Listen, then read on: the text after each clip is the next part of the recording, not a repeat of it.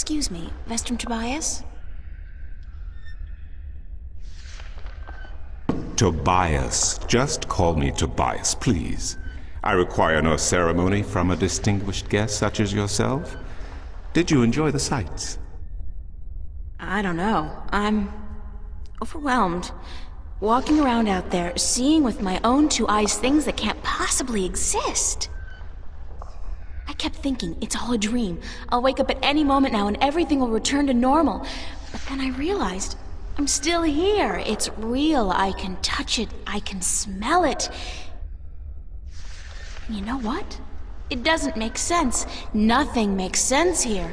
Magic, alien creatures, parallel worlds. I don't believe in those things. I don't believe in fairy tales. In your world, in Stark, there is no room for magic. That is, and always has been, the curse of science, the fallibility of logic and order. They leave no room for the imagination. If it does not fit into the narrow perception of the laws of nature that your world adheres to, it's a fairy tale. But then, magic has its downsides too. It's unpredictable. It invites chaos. It puts the balance in peril in a way that science alone never could. I keep hearing about the balance, and about Stark, and Arcadia, and... This is probably gonna sound strange to you, but I'm clueless. I have no idea what this place is, or what I'm doing here, or... All I know is that something strange is happening in my world, I guess. I had dreams, and the dreams felt so real, and then things started happening in real life too. Things that couldn't happen, and I think I will begin at the very beginning. I believe that is why you were sent here, to learn, to understand, to see for yourself. Like you said, you cannot believe in this place. Well, you will. After you have learned the truth, you will. Come with me, and I will tell you the story of Earth as your books never have. And when your eyes and ears are open to the truth, perhaps your mind will follow. We can only hope. Come.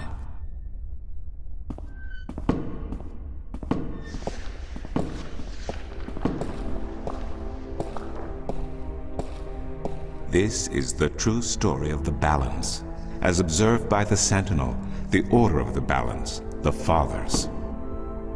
The Sentinel Minstrom committed this story to the pages of the Scriptures and to these temple walls thousands of years ago, so that coming generations could learn and understand their past and their future. The wall paintings we are looking at became known as the murals of the Balance. And it is through these images that I will recount our common history to you, April Ryan. The story begins and ends here, with this mural. Ages ago, and in ages to come, the Earth was one, and magic and science existed side by side in nature and in all people. There was balance, and there was harmony. You're saying there was just one world then? One world, one Earth. Magic and science in balance with each other, within each and every living creature. The power to make the stars dance and to create life itself was within our grasp. But then, humankind began to exploit this divine power of two, and they saw fit to use it for their own selfish purposes. The balance of the cosmos was in peril.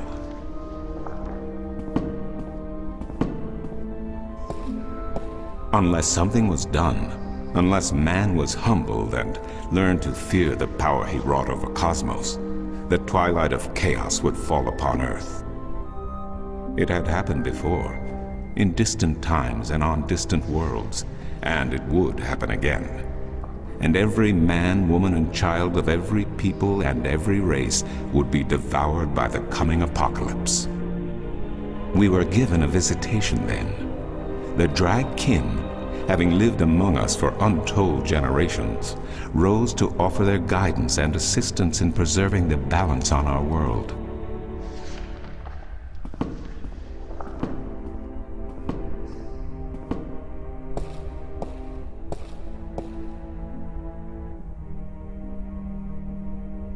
The Drake? I think I've heard that name before.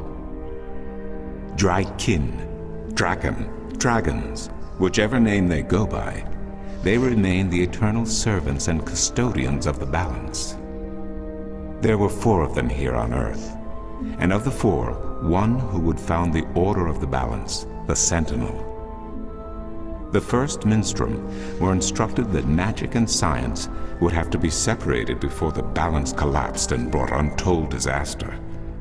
Earth would have to be split in 2 equal parts. Arcadia and Stark, magic and science, chaos and order. The first Sentinel were counted 13, 6 scientists, 6 magicians, and one who was between, the Drykin, our mentor, our custodian, our learned guide. Both magic and science were needed to perform this most difficult of tasks, to split a world in 2, to create 2 worlds from one. Wasn't the use of that kind of power dangerous to the balance? Yes, and so for this purpose, they built a tower to channel their powers and focus them on the divide that they would create. The kin had brought a disc with them, a disc forged in the fire of their world.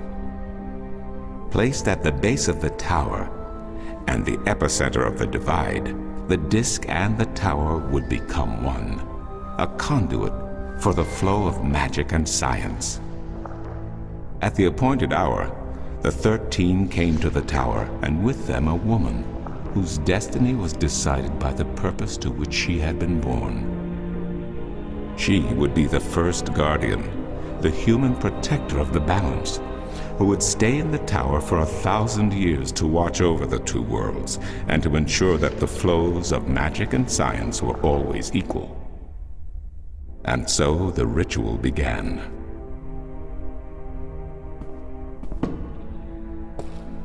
One world was to become 2, separated by the balance, and each world visible to the other only by way of dreams.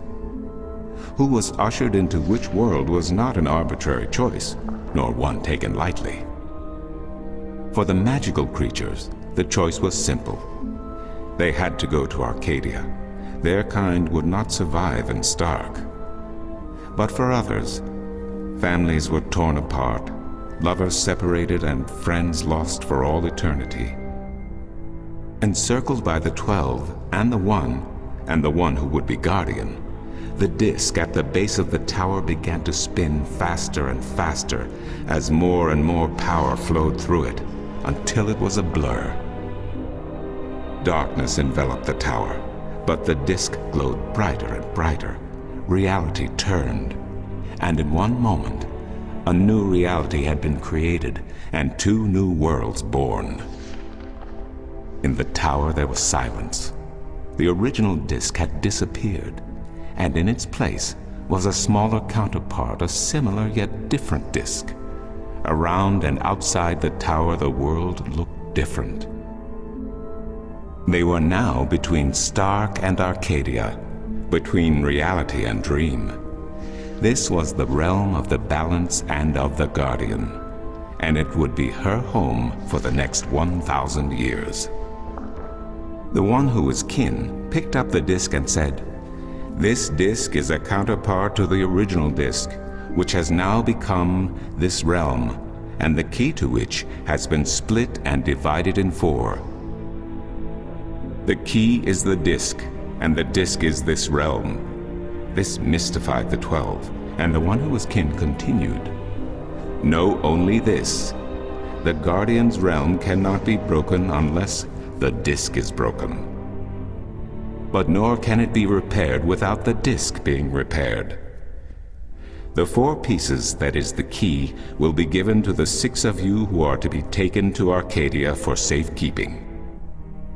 Yet the key will never be complete," he went on, "without the precious stones that adorn each piece. I will keep 1, and my fellow kin the 3 others. Should the day come when this realm must be repaired, or the worlds reunited, and that day will come, you will assemble the disk, and the kin will come together one last time."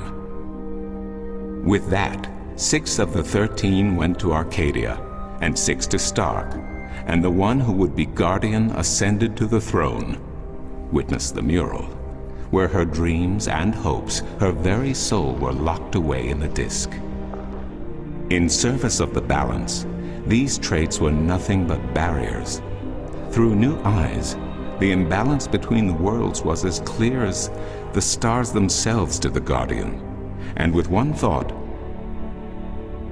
she channeled chaos from Arcadia and logic from Stark into the disk, and redistributed the power wherever it was needed. A new era had begun, the era of the Guardian.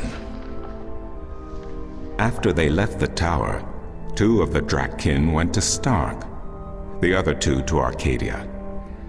The 6 who came to each world started what is now known as the Sentinel, the Order of the Balance. But while in Arcadia the Sentinel thrived, in Stark they did not. In Stark, the memories of magic and the balance could not survive in the face of the new reality of natural laws, of logic, and of science. And soon, very soon, Arcadia became nothing more than legend, a myth, tales of fairies to recount to impressionable children, and stories to frighten and entertain around a fire. And while dreams still brought sights and sounds of Arcadia to those asleep in Stark, they were discounted as mere dreams and nothing more. So that's it? We forgot about our past and about Arcadia? And that's the way things are? Then what's wrong with that? And why does magic from Arcadia seem to have begun leaking through to Stark? That is another long story. But I can tell that you are tired of stories, and so I shall be brief. As I told you, while in Arcadia, the Sentinel grew in numbers and in strength. In Stark, while flourishing for a brief time, they were soon diminished and powerless. Some of the Stark Sentinel did not take kindly to this, and they berated the Arcadian Sentinel for their politics and teachings. The Stark Sentinel wanted people to work towards reunification, while their brothers did not. So the inevitable soon came to pass, and the Stark Sentinel parted ways with their Arcadian brothers and named themselves the Vanguard. And while at first their philosophy was not so different from ours, over the years it changed radically. The Vanguard wanted the divide torn down, the worlds reunited, and the return to what they called the Glorious Ages, when humankind could control the forces of cosmos. But first they needed their own servant in charge of the balance, their own guardian. Now, every 1,000 years, a new guardian took the place of the old one, because no one can be separated from their souls for any longer than 1,000 years. Every 1,000 years, a new guardian was born. The balance provided the seed from which a new fruit grew. But now, it has been 200 years since the previous guardian, the 12th guardian, was to be replaced. Every new child born to the balance has been taken away by the Vanguard, to be studied in an attempt to control them. In every instance so far they have failed. But the 12th guardian could wait no longer. Only a short time ago the disk in the tower shattered, and the guardian left his throne. The balance is now untended, and we have yet to find a new guardian. Unless we do so, the Vanguard may get their chance. And they may be able to place their own puppet on the throne, to rule the balance according to their principles. And this we cannot allow. It will mean the end of Stark and Arcadia, and the dawn of an era of chaos. Now do you see? I understand the history. I can even accept it. But I don't understand why I'm here and what Cortez wants with me. The balance is in peril, April. The Guardian has abandoned his tower. He has disappeared, and there is no one to take his place. He must be reinstated to protect the balance until a new Guardian may be found. And what can I do? I'm nobody. I've just been having a lot of bad dreams. You are a strong shifter.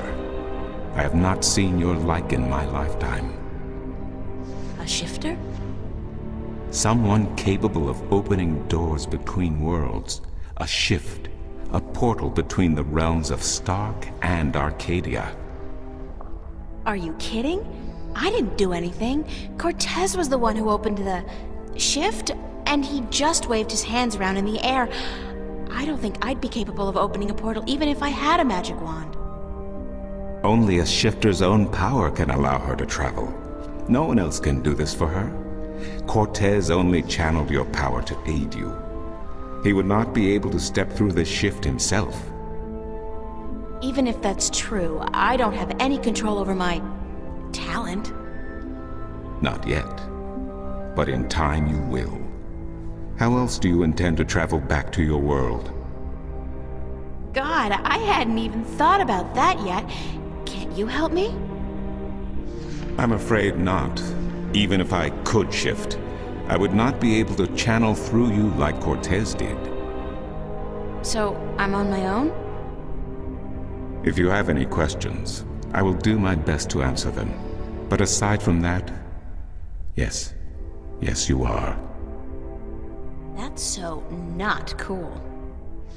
No, it has been unseasonably warm. If you don't mind, I will return to my studies now. Thank you for listening to an old man and his long stories. No, thank you. It's starting to make a little bit of sense now. That is good news. Come see me again if you have any more questions.